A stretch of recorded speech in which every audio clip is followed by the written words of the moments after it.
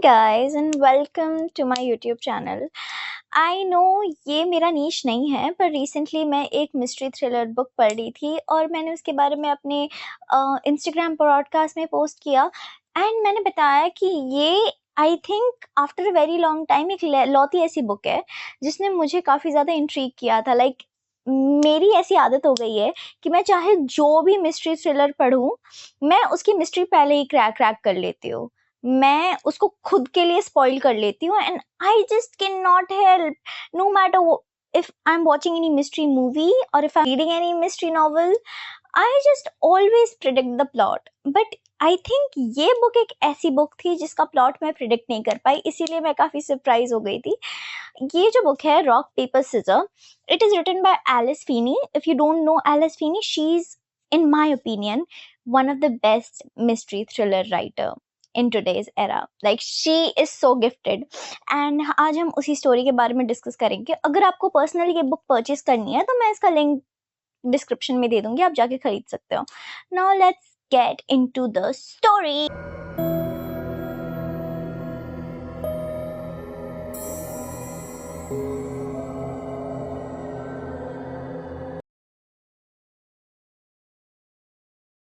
बात है फरवरी 2020 की। अमीलिया और उसका पति एडम कहीं गाड़ी से जा रहे थे और अमीलिया ड्राइव कर रही थी एंड एडम उसे बस देख रहा था। एंड वो जो लुक था, nobody wants that look, nobody wants that anybody to look at them like that. It is the look of I told you so. And Amelia was just trying to focus on her driving. Emilia की गाड़ी 1978 की model है, same age her as.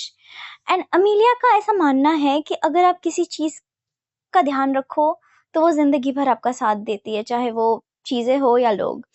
But Amelia को पता है कि उसका पति एडम उसे और उसकी गाड़ी को किसी यंगर मॉडल के लिए कभी भी ट्रेड कर सकता है। अमीलिया ड्राइव कर रही थी एंड एडम कॉन्स्टेंटली अपना सीट बेल्ट चेक कर रहा या फिर उसे या उसकी ड्राइविंग स्किल्स को कंटिन्यूसली क्रिटिसाइज कर रहा। And Amelia at this point was kind of frustrated, but उसको ऐसा लगता है कि वो लोग जहाँ जा रहे हैं, माइंड इट, वो लोग लंदन से स्कॉटलैंड जा रहे हैं और पूरी ड्राइव 8 घंटे की है एंड वो 8 घंटे अमीलिया ड्राइव कर रही है। और जैसे जैसे वो ड्राइव कर रही है, पहले तो वो लोग निकले थे सुबह को, अब सूरज ढल चुका है, रात हो रही है और बाहर एक बर्फीला तूफान आ रहा है जो टाइम के साथ बढ़ता जा रहा है।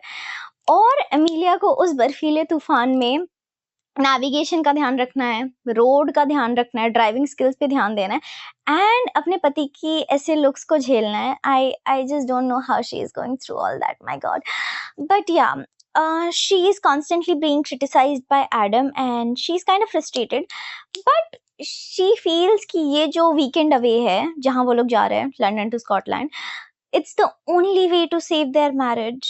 She feels कि ऐसे स्नो स्टॉर्म में ड्राइव करते हुए 8 घंटे के लिए अपने पति का क्रिटिसिज्म झेलते हुए जाना is worth it because it's gonna save her marriage. अब आपको मैं थोड़ा सा एडम और अमीलिया के बारे में बता देती हूँ। एडम हॉलीवुड में एक स्क्रीन राइटर है, पर वो लोगों को झूठ बोलता है कि उसने स्कूलिंग से डायरेक्ट हॉलीवुड में जंप मारा एंड वो स्क्रीन राइटर बन गया। ऐसा नहीं था। एडम लंदन के एक थिएटर में पहले टिकट्स एंड स्नैक्स बेचा करता था। जब वो 21 साल का हुआ तो उसने अपने पहले स्क्रीन प्ले का राइट्स बेचा और उस स्क्रीन प्ले का नाम था rock paper scissor. But rock paper scissor कभी डेवलपमेंट तक पहुंचा ही नहीं। आगे चल के एडम को एक एजेंट मिला जिसने उसे काफ़ी ज़्यादा काम दिलाया। वो काम था दूसरे राइटर्स एंड ऑथर्स के बुक्स के ऊपर स्क्रीन प्ले लिखना। तो उसने काफ़ी सारे बुक्स के ऊपर स्क्रीन प्ले लिखे जिसपे आगे चल के मूवीज़ भी बनी। और एक ऐसी मूवी थी जिसके लिए एडम को as a screen writer BAFTA awards भी मिला। अगर आपको बैफ्टा अवार्ड्स नहीं पता तो BAFTA awards international film industry का बहुत ही रिनाउंड अवार्ड है बिकॉज बैफ्टा अवार्ड्स बहुत ही ज़्यादा क्रिएटिविटी सेंट्रिक है। And then there was no looking back for Adam. Adam just grew as a screenwriter. Adam के लिए उसका काम ही सब कुछ था. Adam was a workaholic and he loved to work. Amelia, on the other hand, she used to work in a dog shelter because Amelia को ऐसा लगता था कि डॉग्स की कंपनी ह्यूमंस से ज़्यादा बेटर है, उसे डॉग्स के साथ टाइम स्पेंड करना ज़्यादा पसंद था। पर एमिलिया के पास कुछ और रीजंस भी थे डॉग शेल्टर में काम करने के लिए, जिसके बारे में वो सोचना नहीं चाहती। एमिलिया को पता है कि उसे किसी आदमी या औरत से जेलस फील करने की ज़रूरत नहीं है on the terms of her marriage, but Emilia को एडम के काम से बहुत जलन थी, क्योंकि एडम अपने काम को अपने पहले प्यार की तरह देखता था। Now back to the current time. बाहर रात गहरी होती जा रही है, तूफान बढ़ता जा रहा है, सड़कें छोटी होती जा रही है, और अब वो दोनों एक जंगल के बीच में ड्राइव कर रहे हैं। पर हमारी एमिलिया बेबी को लगता है कि ये सब बहुत रोमांटिक है, तो वो अपना हाथ बढ़ाती है एडम का हाथ पकड़ने के लिए। रुको! एडम चिल्लाता है, and she just hits the brake suddenly and the car halts and stop.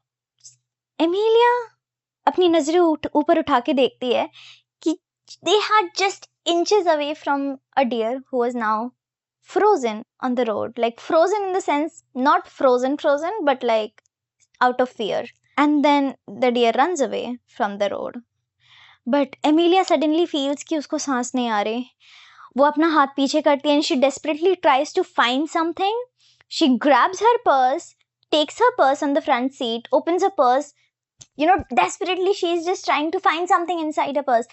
वो अपना इनहेलर निकालती है और कुछ पफ्स लेती है, and while she's taking those puffs, my Amelia baby is asking her husband Adam, like, mind it, Amelia is the one who cannot breathe and having an asthma attack, but वो Adam से पूछ रही है, are you okay?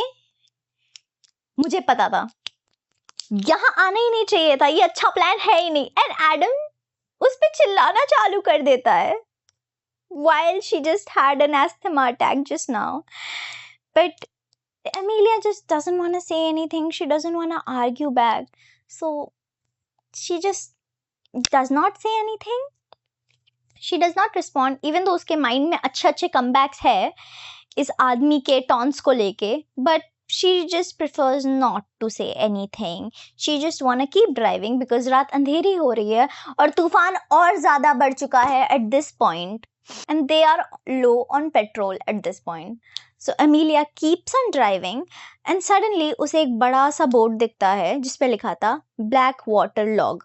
Log का मतलब होता है lake, और यही उनकी डेस्टिनेशन थी, और वहाँ डायरेक्शंस लिखे थे कि जाना कैसे अंदर। तो अब वो जंगल के अंदर से ड्राइव करते हुए जा रहे हैं। अब वो लोग पहाड़ और जंगल से घिरे हुए हैं। सडनली एक चर्च आता है उनके व्यू में थोड़े दूर, एंड उस चर्च के आसपास कुछ भी नहीं है, बस जंगल और पहाड़, बस एक छोटा सा कॉटेज। एडम कहता है कि शायद हम गलत जगह आ गए हैं। एमिलिया बोलती है नहीं नहीं, हम सही जगह आए हैं। ये चर्च पहले चर्च हुआ करता था, अब ये एक हॉलीडे डेस्टिनेशन है। At this point, if you haven't predicted that they are headed towards disaster, I don't know what to say. In their car, they reach a point where they cannot go further. Why, you may ask? Because उनका रास्ता sheeps ने, like बहुत सारी sheeps ने block करके रखा है, and they cannot take their car further because those sheeps are not moving. They are just standing there in the storm. And suddenly उनके पीछे से भौंकने की आवाज आती है। उनका बूढ़ा ब्लैक लैब्राडोर बॉब, जो उनके साथ इस ट्रिप में आया था और इतनी देर से चुप बैठा था, वो अब भौंकता है। सो दे डिसाइड कि ठीक है, अब हम यहाँ से गाड़ी लेके तो आगे जा नहीं सकते। सो दे डिसाइड कि ओके चलो, let's come out of the car. वो बॉब को उतारते हैं and they both rushes towards the church, chapel church, या but the chapel door, so let me just brief you a little bit about the chapel, how it looks from outside. So jo church tha, it was made of stone. Like just imagine any place in horror movie, any place inside the forest in a horror movie, the kind of church jahan aapko bhoot dikhte hain, just imagine stone church, big wooden doors. As soon as they reach outside the wooden doors, the main door, वो बंद था, वो खुल ही नहीं रहा, and they both are like freezing. So Emilia suggest करती है let's go from the back door, let's see कि अगर इस चर्च का कोई बैक डोर है कि नहीं। तो वो बैक डोर के थ्रू जाते हैं एंड बैक डोर ओपन था लकीली, तो वो बैक डोर के थ्रू अंदर आते हैं, and as soon as they come inside the church, what they see, the front door, जो बड़ा सा वुडन डोर था जो ये लोग 5-10 मिनट से खोलने की कोशिश कर रहे थे, that's wide open now. And at this point even the dog was shocked. They were just quiet. But Amelia को रहना है भाई वीकेंड अवे में, उसे अपनी शादी बचानी है. She tries to reason with Adam. Maybe the housekeeper opened the door. Adam is like, housekeeper? किस वेबसाइट से बुक किया तुमने ये? मैंने किसी वेबसाइट से बुक नहीं किया. क्रिसमस रेफरल के थ्रू मुझे एक ईमेल आया था जिसमें मुझे बोला गया कि आपने एक वीकेंड अवे जीता है एंड मैंने एक्सेप्ट कर लिया. 8 घंटे की ड्राइव इसके लिए. This is not good. This is just not good. Adam was just so irritated. He was fuming like this man doesn't even want to be here from the very start. Now let me just give you a little side note about Adam from his point of view.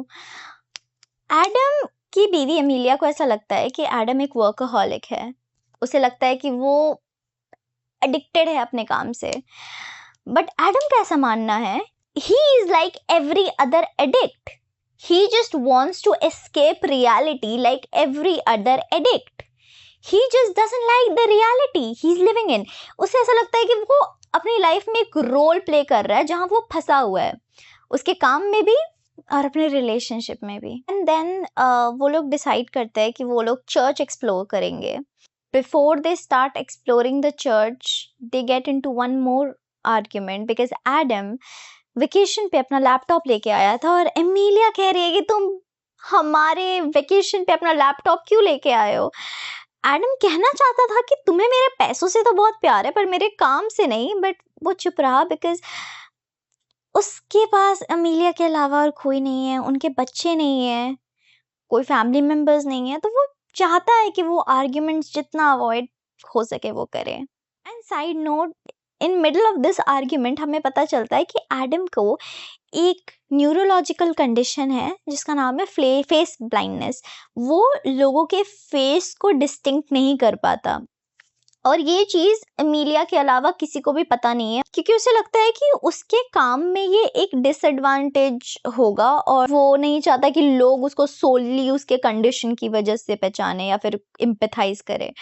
तो वो solely अपने senses पे rely करता है लोगों को पहचानने के लिए. He just drops the argument. He is like okay, let's just keep exploring the church. तो अब वो लोग एक सीढ़ी पे थे, लाइक वो जस्ट मेन हॉल से वो लोग सीढ़ी की तरफ जा रहे थे एंड जो बड़ा सा जो मेन डोर था जो अपने आप खुल गया था जब वो बैक डोर से अंदर आए थे, तो वो अब अचानक से बहुत जोर से बंद हो जाता है. And all 3 of them, Adam, Emilia and the dog Bob, they freeze again. And Amelia, my girly pop, at this point she's out of reasons. She just stares at Adam. ये क्या हुआ? Adam is like, maybe हवा? But Adam kinda looked tensed, irritated, I don't know. But Amelia आती है वापस defend करने इस पूरे वीकेंड अवे के प्लान को. शी इज लाइक, एडम ये तुम्हारी हॉरर बुक्स नहीं है जो तुम पढ़ा करते हो, so chill, it's just real life and real life is chill. Okay, an advice from me, Amelia, it's not chill. Like for any normal person, it's not chill. I don't know how Amelia is so chill at this point, but it's concerning. This point of the story, हमें एक letter का glimpse मिलता है जिससे हमें इनकी back story के बारे में पता चलता है. लेटर डेटेड होता है अक्टूबर 2007 को. डियर एडम, मैं वो फीलिंग एक्सप्लेन तो नहीं कर सकती जब हम पहली बार मिले, पर कुछ तो अलग था. मैं गलती से तुम्हारी सीट पे बैठ गई थी मूवी के टाइम और जब तुम आए तब हमारी पहली बार बात हुई. तो वो पूरी मूवी हमने मूवी ना देख के एक दूसरे से बात करने में निकाल दी और जब मूवी खत्म हुई तब हम दोनों साथ पे घर गए तुम्हारे, और वहीं से हमारी स्टोरी स्टार्ट हुई. मुझे लोगों ने बोला कि ये रिलेशनशिप वर्क नहीं करेगा, पर मुझे हमेशा से पसंद था लोगों को गलत प्रूव करना। कुछ महीने रिलेशनशिप में रहने के बाद मैं तुम्हारे साथ शिफ्ट हो गई। जब मैं तुम्हारे उस छोटे से स्टूडियो बेसमेंट अपार्टमेंट में आई, वो पूरा बेसमेंट अपार्टमेंट एक मेस था। It was full of manuscripts and papers.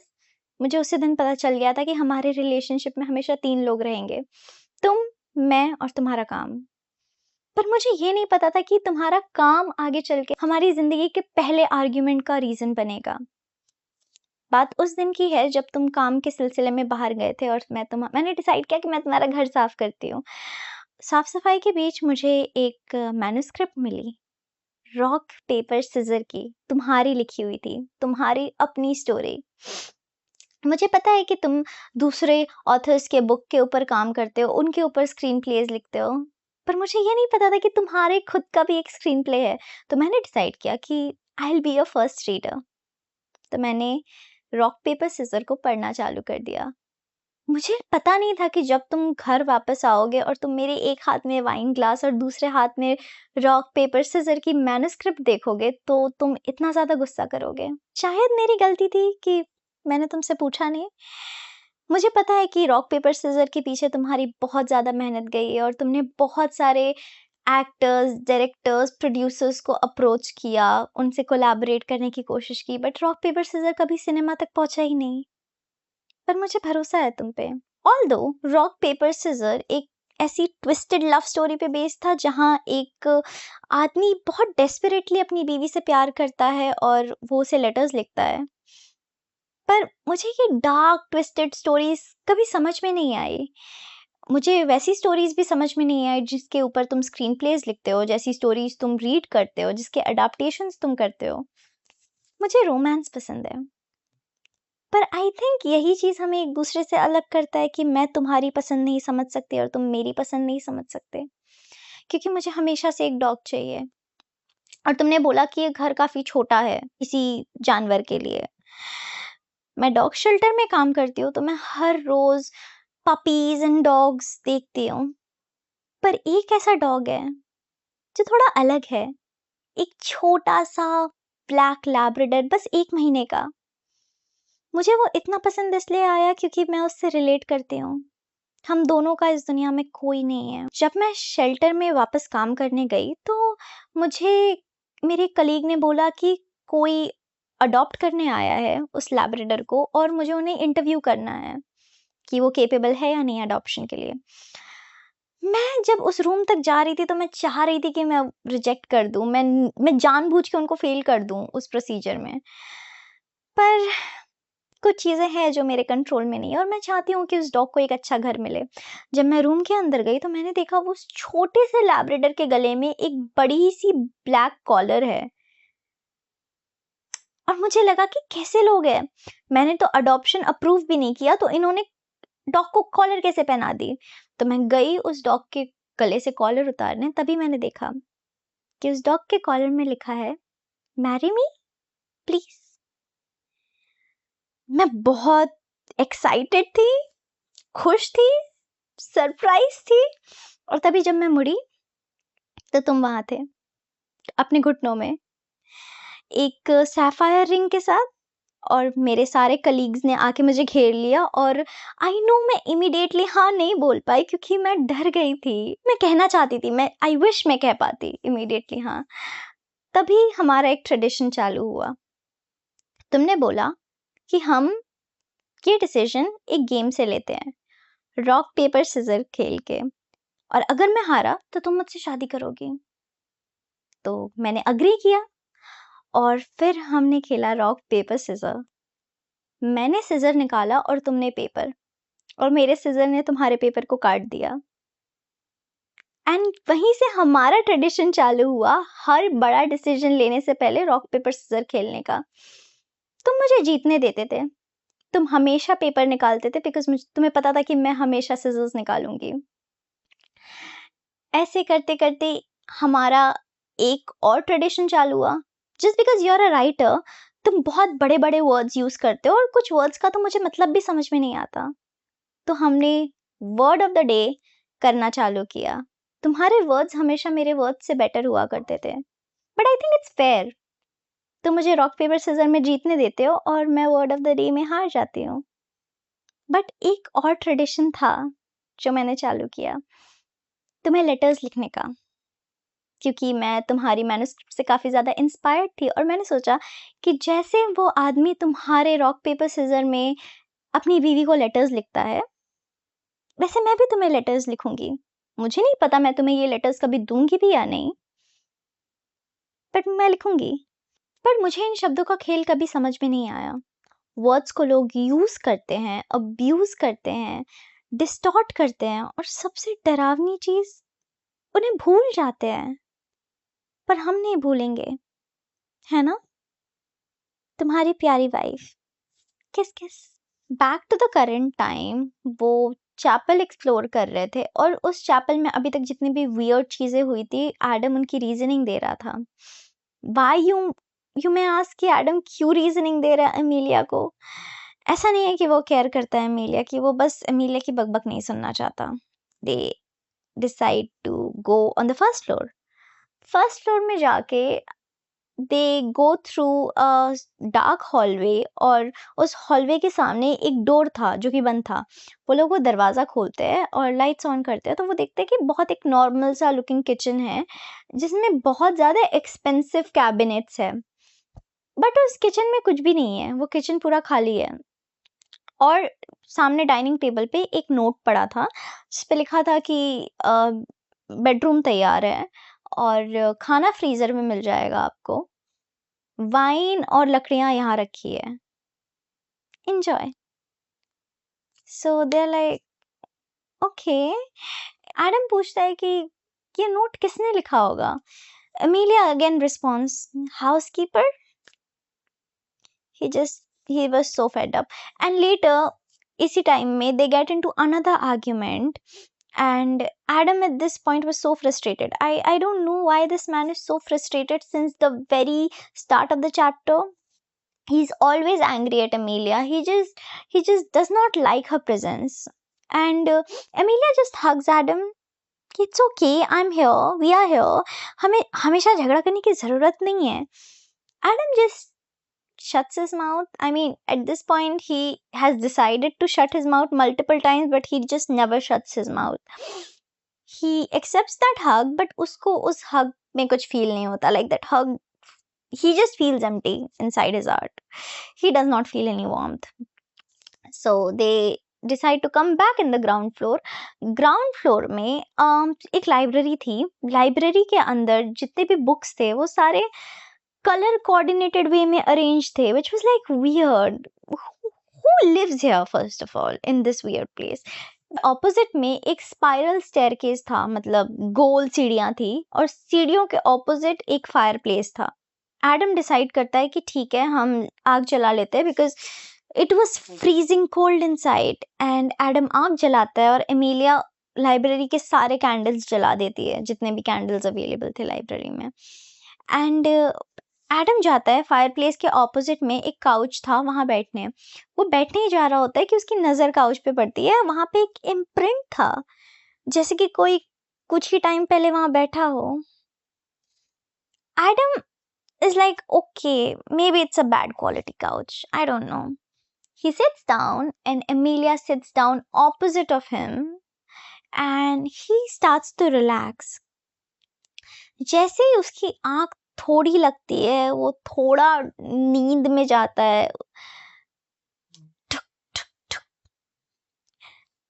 उस लाइब्रेरी के ग्लास विंडो पे किसी ने 3 बार टैप किया. And Adam just jerks open his eyes. And then he just looks towards the window and he sees कि एक skeleton hand टैप कर रहा है विंडो को. And he freaks out, like his soul leaves his body at one point, like for a second. Then he realizes, no, it's not a skeleton. वो एक tree branch है जो कि snow से कवर हो गया है और बाहर स्टॉर्म आ रहा है, तूफान आ रहा है और वो ट्री वायलेंटली शेक कर रहे हैं. उसी ट्री ने उस विंडो को 3 बार टैप किया. जब ये चीज होती है तो बॉब भी बाक करने लगता है काफी ज्यादा, मे बी एडम का रिएक्शन देख के. पर बॉब एक्चुअली विंडो की तरफ देख रहा था और यही सब सुन के एमिलिया भी उठ जाती है. एमिलिया जब एडम और बॉब को देखती है तो दोनों की शक्ल में थोड़ा गुस्सा और ग्रम्पीनेस थी, और अमीलिया को लगता है कि मे बी ये भूख की वजह से है। And Amelia just kind of criticises herself कि उसे एक्चुअली ट्रिप के लिए खाना पैक करना चाहिए था, because Amelia are girly pop, she did not pack any food for this trip. वो बस बिस्किट्स और डॉग फूड लेके आई थी। तो वो एडम को कहती है दैट यू रिलैक्स, मैं किचन में जाके कुछ खाने को ढूंढ के आती हूँ, क्योंकि हमें जो किचन में नोट मिला था उसमें लिखा था कि फ्रीजर में खाना है। तो Adam agrees because he just doesn't want to interact with his own wife. I don't know why. So Amelia goes to the kitchen. Kitchen में कुछ कटलरीज को छोड़ के कुछ भी नहीं था, फ्रीजर भी नहीं। एमिलिया थोड़ा परेशान हो जाती है, पर तभी उसे म्यूजिक की आवाज आती है। वो एल्बम एमिलिया और एडम अपने रिलेशनशिप की स्टार्टिंग में सुना करते थे। तो she is like, oh my husband is so romantic. Emilia is a bare minimum queen, I'm telling you. But Emilia struggles to trust new people. That's why she's so desperate to make her marriage work. I think she struggles to trust new people and also trust new things. इसीलिए वो अपनी 1976 की गाड़ी अभी तक चला रही है। और यही हमें एमिलिया की बैक स्टोरी जानने को मिलती है। एमिलिया के फादर भी एक विंटेज कार लवर थे, but after years of being a vintage car lover, वो फाइनली डिसाइड करते हैं अपनी विंटेज कार रिप्लेस करके एक न्यू फैमिली कार लेके आने का। और उस फैमिली कार में अमीलिया के फादर और अमीलिया की प्रेग्नेंट मम्मा पहली बार ड्राइव में जाते हैं। जब वो ड्राइव में जाते हैं तो एक ट्रक आके उनकी गाड़ी को धक्का दे देती है और उनके अमीलिया के मम्मी एंड पापा की डेथ हो जाती है। बट वो एक्सीडेंट ऑपोजिट डायरेक्शन में जा रहे हुए एक डॉक्टर देख लेते हैं और वो वहीं सड़क पे अमीलिया की डिलीवरी करवाते हैं। अमीलिया के पेरेंट्स तो बच नहीं पाते, पर अमीलिया बच जाती है इस दुनिया में अकेले। और तभी उसकी लाइफ एक फॉस्टर होम से निकल के दूसरे फॉस्टर होम ऐसी ही गुजरी। उसके पास अपना कहने को कोई नहीं था, ना ही अपना कोई घर था। And that's why she is just so desperately clinging on to Adam, because he's the only one she trusts. Amelia इन्हीं सब गहरे ख्यालों में उलझी हुई थी जब उसे एक प्रेजेंस फील होती है अपने पीछे, and she just jumps because she freaks out, and when she looks back it was Adam standing still, and वो उसे ऐसे देख रहा होता है। क्या तुम्हें कुछ खाने को मिला? अमीलिया कहती है, नहीं, यहाँ कुछ भी नहीं है। क्या तुमने वहां चेक किया? एडम पॉइंट करता है एक वुडन डोर को जो किचन के कॉर्नर में था। एमिलिया कहती है, मैंने चेक किया पर वो दरवाजा खुल नहीं रहा। एडम जाता है उस दरवाजे की तरफ एंड फोर्स करता है उस दरवाजे को वायलेंटली ओपन होने के लिए, एंड वो दरवाजा खुल जाता है। एडम पीछे घूम के कहता है कि शायद ये ठंड से जम गया हो। एंड देन वो लोग अंदर जाते हैं। दे वर एक्सपेक्टिंग कि अंदर खाना होगा, but they just see axes, knives, hammer. Imagine any sort of torture device, वो वहाँ होगा। And they exchange a look. वहाँ उस रूम में, वो रूम ज़्यादा बड़ा नहीं था, वो छोटा रूम था, बस एक लाइट बल्ब थी एंड स्टोन फ्लोर थे उस रूम के। एंड उस रूम के एक कोने में एक बड़ा सा freezer finally. But I don't know why these couples are not getting a hint. Like, why is the freezer in a torture? I don't know. It's creepy. Sorry, it's creepy. तो वो लोग वो फ्रीजर ओपन करते हैं and they just see कि उस freezer के अंदर बहुत सारे homemade food है frozen, which is like good. They're like, yay, we finally, like, it was Amelia's thought that yay, we finally have something to eat, but she doesn't show her excitement. Then she suddenly noticed कि Adam नीचे देख रहा है, and then she also looks down, and then they see कि वो दोनों जिस stone floor पे खड़े थे वो एक टूम्बस्टोन था। वो जगह एक कब्रिस्तान हुआ करती थी पहले, एंड उसी कब्रिस्तान के एक कब्र पे वो दोनों अब खड़े हैं। it was creepy. It was very creepy, but it was more creepy कि एडम का कोई भी रिएक्शन नहीं था इस चीज पे. He was not freaked out by this. I don't know why. Then Adam उसी रूम से एक टॉर्च लेता है एंड वो टॉर्च पॉइंट करता है एक ऑपोजिट डोर पे जो उसी रूम के अंदर था. एंड एडम अमीलिया को कहता है कि चलो वहां चलते हैं. वो दरवाजा किस लिए है, let's go and see. And Amelia, being Amelia, the husband lover, the bare minimum queen, she agrees and she follows Adam inside the door. And now we get a glimpse of one more letter which was dated as 28 February 2009. हमारी पहली anniversary. और मुझे अच्छा लगता है हमारी stories को ऐसे लेटर में लिखना एंड डॉक्यूमेंट करना जैसे कि हम कैरेक्टर्स हो. बिल्कुल तुम्हारी बुक रॉक पेपर सिजर की तरह. ये 1 साल बहुत अच्छा रहा और मुझे हमारा हनीमून स्कॉटलैंड में बहुत प्यारा लगा. मुझे काम में प्रमोशन भी मिल गया. पर मुझे पता है कि तुम अपने काम में स्ट्रगल कर रहे हो क्योंकि तुम्हारे लास्ट 2 स्क्रीन प्लेज ने बॉक्स ऑफिस पे अच्छा परफॉर्म नहीं किया. मैंने तुम्हें समझाया कि इस इंडस्ट्री में हर किसी की लाइफ में ऐसा फेज आता है और सब कुछ बिल्कुल ठीक हो जाएगा. मुझे पता है कि तुम इन सब से अफेक्टेड हो पर तुम दिखा नहीं रहे हो. पर अब एक और चीज़ अच्छी हुई कि अब मैं तुम्हारा काम भी थोड़ा बहुत एडिट करने लगी हूँ. मुझे अच्छा लगता है तुम्हारे काम में इन्वॉल्व होना. पहले तो मैं बस तुम्हारे मैन्युस्क्रिप्ट्स की पहली रीडर हुआ करती थी और अब मैं तुम्हारी छोटी सी एक इंटर्न एडिटर भी हूँ. हालांकि हम अभी भी उस छोटे से स्टूडियो अपार्टमेंट में रह रहे हैं जो कि मुझे बहुत पसंद है, जहाँ तुम हर सुबह उठते हो, मुझे किसेस करते हो और अपने डेस्क पे बैठ जाते हो और पूरे दिन अपने लैपटॉप को घूरते रहते हो. कभी कभी लिखते भी हो. पर आज कुछ अलग है. आज हमारी एनिवर्सरी है और मुझे पता है कि तुम्हें कैसे उठाना है. वो मर गया, मैंने कहा. तुम उठे और तुमने अपनी आईज रब की. Not even fully out of your sleep. कौन मर गया? Henry winter. हेनरी विंटर मर गया? I smiled because I liked playing with you. नहीं, हेनरी विंटर नहीं मरा, उसका एजेंट मर गया. ओह, तुमने वो रिएक्शन तो नहीं दिया जो मैं एक्सपेक्ट कर रही थी. मुझे पता है कि हेनरी विंटर तुम्हारा फेवरेट ऑथर है जिसके साथ तुम हमेशा से काम करना चाहते थे. पर वो बूढ़ा आदमी जिसके एक सफेद बाल, सफेद दाढ़ी है, जो 20 साल से एक जैसा ही दिखता है और उसका बस एक ही ड्रेस कोड है, एक बो टाई और Tweed jacket. And he is famous for not being famous because Henry winter की कोई मीडिया प्रेजेंस नहीं है. किसी को नहीं पता कि वो क्या कर रहा है. पर वो हमारे टाइम का one of the best author है. उसने अपने बुक्स की 100 मिलियन कॉपीज सेल की है and he is loved world wide. तुमने मुझसे पूछा, पर ये बात बताने के लिए तुमने मुझे इतनी सुबह क्यों उठाया?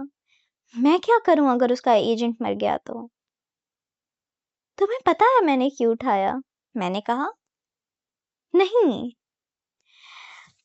कम ऑन एडम, शायद किसी और राइटर या डायरेक्टर के साथ काम ना करने का आइडिया उसके एजेंट का था, हेनरी का नहीं. अब जब उसका एजेंट मर चुका है, so I think it's worth giving it a try. तुमने कहा, तुम्हें पता है ना, पूरे हॉलीवुड में best directors, best actors, best producers ने हेनरी विंटर को रीच आउट किया और उसने हमेशा सबको मना किया है. तो तुम्हें ऐसा क्यों लगता है कि वो मुझे हाँ करेगा? क्योंकि तुम खुद को अंडर एस्टिमेट कर रहे हो. Just call your agent and tell him to fix a meeting with Henry Winter. तुम एक बैफ्टा विनर हो. वो बैफ्टा बहुत टाइम पहले जीता था मैं, और अब मेरा एजेंट तो शायद बहुत बार मेरा फोन भी नहीं उठाता because I am not even making him enough money. So let's not talk about it. मुझे पता है कि अब ये डिस्कशन में कोई चांस नहीं है मेरा जीतने का. सो मैंने ड्रॉअर खोला और मैंने एक ब्राउन एनवेलप निकाला और तुम्हें वो दे दिया विद अ स्माइल. एंड मैंने कहा, तुम्हारा एनिवर्सरी प्रेजेंट. जब तुमने वो एनवेलप खोला तो तुमने देखा एक पेपर क्रेन origami crane. मैंने कहा it's a symbol of good fortune and peace. तुम काफी खुश हुए और तुमने वो इमीडिएटली अपने वॉलेट में रख लिया। मुझे पता था तुम्हें वो गिफ्ट पसंद आएगा क्योंकि तुम काफी ज्यादा सुपरस्टिशियस हो। तुम कभी कभी इतने स्वीट होते हो कि तुम्हें देख के पता ही नहीं चलता कि तुम इतनी डार्क और ट्विस्टेड स्टोरीज लिखते हो, और तुम्हारा फेवरेट ऑथर हेनरी विंटर भी इतना डार्क और ट्विस्टेड है। I can never understand how can somebody so sweet like you can enjoy such dark and twisted stories. But हमारी स्टोरी में भी कुछ चीजें थोड़ी पोएटिक है। हमने लीप ईयर में शादी की, 29th of February, एंड जब मैंने तुम्हें वो पेपर क्रेन दिया तो तुम थोड़े रोमांटिक हो गए and you banged. I'm sorry, it was actually written on the letter like this and we banged. और तभी I made a wish. और अगर एनी टाइम सून हमारा बेबी आया तो मुझे लगेगा कि मेरी विश पूरी हो गई। आफ्टर आवर रोमांटिक टाइम मैंने डिसाइड किया कि मैं बाहर जाऊंगी एंड मैं म्यूजियम घूम के आऊंगी अकेले व्हाइल यू वर्क। तो मैं बाहर गई, मैंने म्यूजियम घूमा एंड मैं पूरे दिन मैंने अकेले निकाला बिकॉज मुझे अपनी कंपनी बहुत पसंद है। पूरे दिन बाहर बिताने के बाद जब मैं फाइनली घर आई तो मैंने देखा कि पूरा अपार्टमेंट हमारा कैंडल्स से सजा हुआ है और तुम वहां खड़े थे एक बड़ी सी स्माइल के साथ। तुम मेरे पास आए, तुमने मुझे किस किया और मुझे एक ब्राउन एनवेलप दिया। मैंने जब वो तुम्हारे सामने वो एनवेलप खोला तो उसमें लिखा था ही सेड यस। मैं थोड़ा कंफ्यूज थी। मैंने तुम्हारी तरफ देखा तो तुमने मुझे सब कुछ बताया। तुमने मुझे बताया कि कैसे मेरे जाने के बाद तुम्हारे एजेंट ने तुम्हें कॉल किया और कहा कि हेनरी विंटर तुमसे मिलना चाहता है। इमीडिएटली तुम उसी समय भागे भागे हेनरी विंटर से मिलने चले गए और तुमने और हेनरी विंटर ने घंटों बातें की। उसने तुमसे तुम्हारे बारे में पूछा, मेरे बारे में पूछा, और जब मेरे बारे में पूछा तो तुमने अपने वॉलेट से वो पेपर क्रेन निकाल के हेनरी विंटर को दिखाया। हेनरी ने स्माइल किया। उसके बाद तुम वापस घर आ गए। जब तुम घर आए तो तुम्हारे एजेंट ने तुम्हें कॉल किया और कहा कि हेनरी विंटर चाहता है कि तुम उसके बेस्ट सेलिंग नॉवल डॉपलगैंगर के ऊपर एक स्क्रीन प्ले लिखो। और मैं काफी खुश थी। हमने सेलिब्रेट किया, हमने बहुत सेलिब्रेट किया उस दिन और मैं काफी ज्यादा रोई। तुम्हें लगा कि वो खुशी के आंसू है, शायद वो थे भी, पर नहीं, वो कंप्लीटली खुशी के आंसू नहीं थे, क्योंकि अब मेरे पास एक राज है। वो राज जो शायद मैं तुम्हें कभी बता ना पाऊं, क्योंकि अगर तुम्हें पता चला कि हेनरी विंटर ने तुम्हें क्यों ट्रस्ट किया तो शायद हमारी शादी खत्म हो जाएगी, क्योंकि हेनरी विंटर का तुम्हें ट्रस्ट करने का रीजन मैं हूं। And that's all for today. That's all for today. Here is where I leave you. And बाकी की स्टोरी हम पार्ट 2 में डिस्कस करेंगे because guys, you guys need to stick with me for this story because shit is about to go down for these two. You don't even know what's coming. These two are gonna get badly stuck in this place. And बहुत सारे secrets reveal होंगे and हमें पता चलेगा कि Henry winter का इन सब में क्या पार्ट है एंड वो राज क्या है एंड क्यों Adam despises her so much and what is the secret that she kept for so long and why was she crying and what did she do for Henry to trust Adam with his best selling novel because Henry never trusted anybody, चाहे वो जितना भी बड़ा director producer हो, with his books. Then why did he trust Adam?